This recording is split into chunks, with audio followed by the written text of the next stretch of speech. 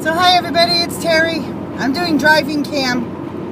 I actually just put my iPad up on the dashboard, drive and do whatever. I'm on my way back to the house from Rhode Island. I dropped Sarah off. I actually met with the CEO of Trudeau this morning and their new HR person, which poor woman, good luck for her. To be in human resources at Trudeau is just a horrendous undertaking. Couldn't pay me enough to do it, and I'm sure they're not paying her enough to do it. So anyway, met with them this morning. I was running a little late, kind of having trouble gauging traffic back and forth, but you know what, better late than never. I called to let them know I was running late, showed up, and they were in Sarah's apartment sitting there, which I think is kind of funny because the apartment's in Sarah's name, but whatever. I'm not sure how they gained access to the apartment, but they did. Kind of interesting, huh? So anyway, came in, and it's become abundantly clear to me that their person, whoever's gathering information on Sarah, is doing it in a very defensive manner. I was a little upset. I found out that apparently my sister's roommate's family, I tried a while back to kind of contact them and tell them that there was this really great opportunity for the girls for the self-directed living and stuff, and never got a response, never got an answer. And I never really met them. My mother did like the move-in and the hiring of staff when Sarah initially moved in because she needed to be part of that. You know, she needed to be part of Sarah's transition. I mean, that was hard for my mom, you know. So anyway, apparently Katie's family just thinks I'm a horrible human being and has either reported that to the CEO or reported that to whoever reported that to the CEO. But this guy is just so freaking getting lied to. But you know, it made me aware of something.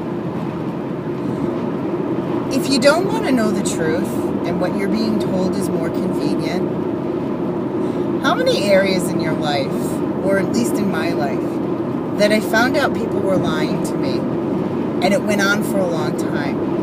And I realized that the reason it went on for so long was because my motivation in that relationship was not to seek truths, but to just get whatever I needed or wanted out of the situation.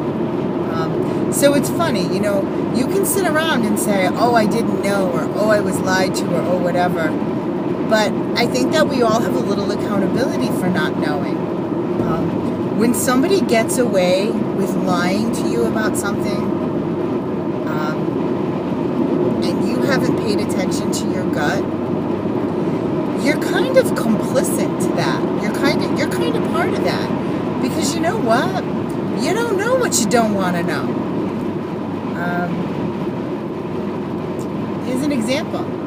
As I'm doing these blogs, I can't watch them. I can't bring myself to watch them because I look at myself and I just have such self-loathing that when I see myself doing a video, I look at myself and I just feel so terrible inside. I'm so ugly and I'm so fat. And I don't want 400 people to send me things telling me that I'm not ugly and I'm not fat and I'm whatever. Because you know what? You can send that to me a million times a day and it's not going to work. It's about me. I got to figure it out. So, and you know what? Most of you guys watching this know what I'm talking about because we all think that we're not good enough and that we're not pretty enough, and we all have that place in ourselves. And if you say that you don't, then God bless you. You know what? If you don't feel that way about yourself, I want you to email me. I want to know how you made it this far in life and don't feel that way about yourself. I'm going to bang, I guess I won't get a lot of emails. Except for a few selected sociopaths I might know. But, so anyway, I'm realizing that, you know, as I'm looking at myself and I'm seeing how fat I got this way because I didn't want to know. I didn't want to see. So instead of being defensive and caring about the games and the defensive things that people are doing at Trudeau, the lesson that I'm going to choose to take from this, that I'm going to apply to myself is, you know, what truths in my life are not evident to me because I am actively shying away from looking at them? What things do I know in my gut, in my very large gut, what things do I know in my gut that I would rather take the advice from people who tickle my ears than from people who don't?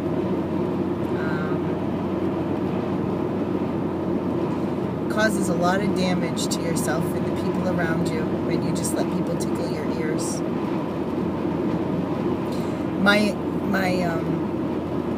The rationales and the bullshit that we sell ourselves. Do you know, I have spent so much time in my life being able to ignore the fact that I'm destroying my body and that I'm obese, as long as there was some other fatter person in my life. Isn't that funny? Isn't that crazy? As long as there was some solace for me that if I wasn't the fattest person in the room, then I was okay. I've had to abandon those because I gotta tell you, there's like some skinny ass gorgeous nursey bitches that I'm working with now, or nursey bitches or bitchy nurses, whatever. The beautiful people. So I can't really hang on to that belief anymore. And that's good. That's good.